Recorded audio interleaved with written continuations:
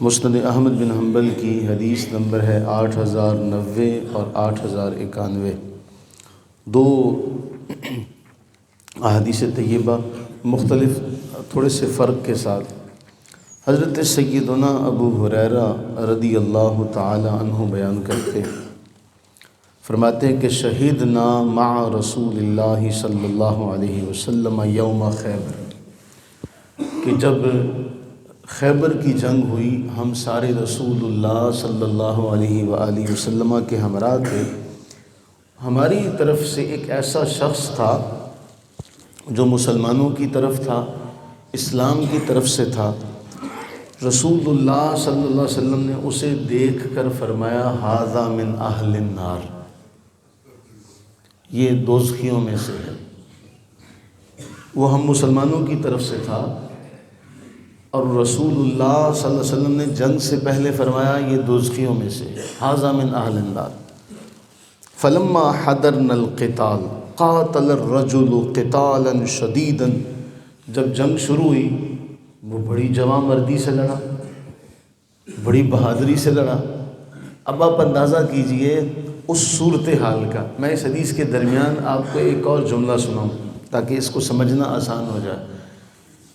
ایک صحابی، ان کے سامنے کسی نے کہا کاش میں اس دور میں ہوتا جس دور میں نبی صلی اللہ تعالی علیہ وآلہ وسلم موجود تھے، تو وہ صحابی ناراض ہو گئے، انہوں نے غصہ کیا۔ امام شوکانی نے اسے لکھا، ناراض ہو گئے۔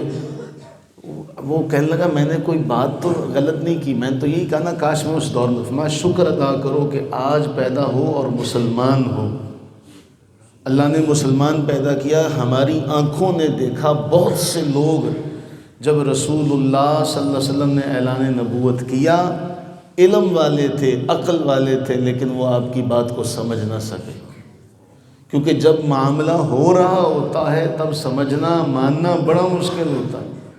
اس وقت اگر تم ان لوگوں میں ہوتے جو کفار اور مشرکین ہیں تو تمہارا کیا ہوتا؟ آج تم ہو تو اللہ نے تمہیں مسلمان تو پیدا کیا ہے، اس کا شکر ادا کرو، آج کا تو شکر ادا کر لو پہلے۔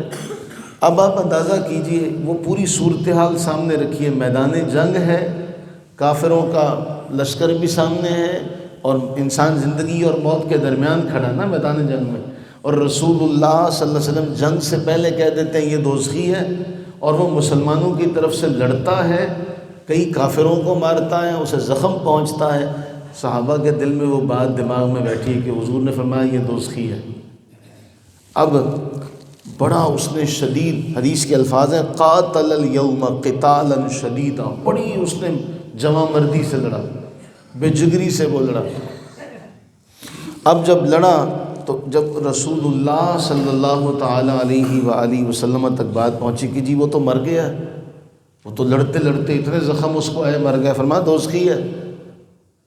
صحابہ کے دل میں شکوک و شبہات پیدا ہوئے، شیطان ساتھ ہے نا سب کے، تو وہ ایک دل میں ایک خلش سی پیدا ہوئی، تو آواز آئی نہیں نہیں ابھی تو وہ زندہ ہے لیکن اسے زخم بہت زیادہ ہے۔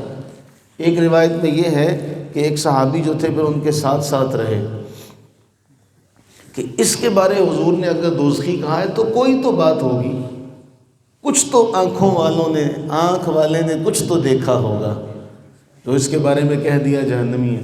کہتے ہیں کہ بڑے زخم اسے آئے اور اس نے کیا کیا، اپنے آپ کو تلوار سے مار لیا، خودکشی کر لی۔ اب وہاں فوراً وہ صحابی کہتے ہیں قد صدق اللہ، کہ رسول اللہ صلی اللہ علیہ وسلم نے، اللہ تعالیٰ نے سچ فرمایا۔ فوراً رسول اللہ صلی اللہ تعالی علیہ وآلہ وسلم کے پاس آئے، خبر دی۔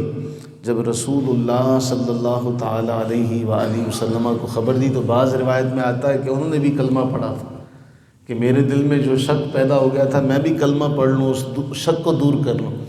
رسول اللہ صلی اللہ علیہ وآلہ وسلم نے حضرت بلال کو بلایا اور بلال کو بلا کے فرمایا اعلان کر دو، وہ شخص جو اپنے آپ کو خود نقصان پہنچائے گا، اپنے آپ کو خود مارے گا، اسے کہہ دو کہ وہ جنت میں نہیں داخل ہوگا۔ اور آخری ایک جملہ کہ اللہ تعالیٰ دین کا کام لینا چاہے تو وہ فاجر و فاسق سے بھی لے سکتا ہے، وہ دین کا کام لینا چاہے تو وہ کسی گناہ گار سے بھی لے سکتا ہے۔ تو کسی سے دین کا کام لینا کوئی یہ بڑی بات نہیں کہ ہم یہ کہیں کہ یہ دیندار آدمی ہے۔ اصل معاملہ ہے کہ اللہ تعالیٰ کلمے پر اس دنیا سے لے جائے، ایمان پر خاتمہ فرمائے، اصل معاملہ یہ ہے۔ اور اس میں سب سے اہم بات یہ ہے کہ ابھی وہ زندہ تھا اور رسول اللہ علیہ السلام نے کیا فرمایا؟ یہ دوزخی ہے۔ ابھی وہ زندہ تھا اور کن کی طرف تھا؟ مسلمانوں کی طرف تھا۔ آپ نے پہلے خبر دی کہ یہ دوزخی ہے۔ اس وقت وہ اس نے خودکشی تو نہیں کی تھی، اس نے کوئی ایسا معاملہ تو نہیں کیا تھا، آپ نے خبر دی کہ یہ دوزخی ہے۔ اور علم غیب کسے کہتے ہیں؟ اور علم غیب کسے کہتے ہیں کہ ایک آدمی کے اب مسلمانوں کی طرف کھڑا ہے، مسلمانوں میں موجود ہے اور حضور سے دیکھ کے کہہ دیتے ہیں یہ دوزخی ہے۔ جن میں وہ کھڑا ہے وہ پریشان ہو جاتے ہیں کہ یہ اتنی جمع مردی سے مسلمانوں کی طرف سے اتنی بہادری کے ساتھ لڑ رہا ہے، اتنے اس نے کافر مار دیے، یہ دوزخی ہے۔ لیکن بالآخر رسول اللہ صلی اللہ علیہ وسلم کا وہ جملہ پورا ہوتا تو ان کا ایمان مزید بڑھ جاتا ہے کہ نہیں، رسول اللہ صلی اللہ علیہ وسلم کے منہ سے جو بات نکلتی ہے ہمیں سمجھ میں آئے ہمیں سمجھ میں نہ آئے، بظاہر وہ کیسی ہی کیوں نہ ہو، وہ سچی ہے۔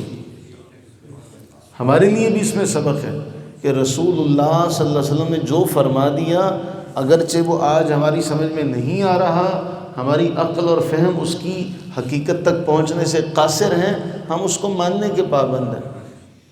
ایک بہت بڑے بزرگ گزرے، قدرت اللہ صاحب، انہوں نے لکھا کہ ان کی جو بیوی صاحبہ تھی، اللہ تعالیٰ نیکوں کو جو جوڑے دیتا ہے وہ بھی بڑے نیک دیتا ہے۔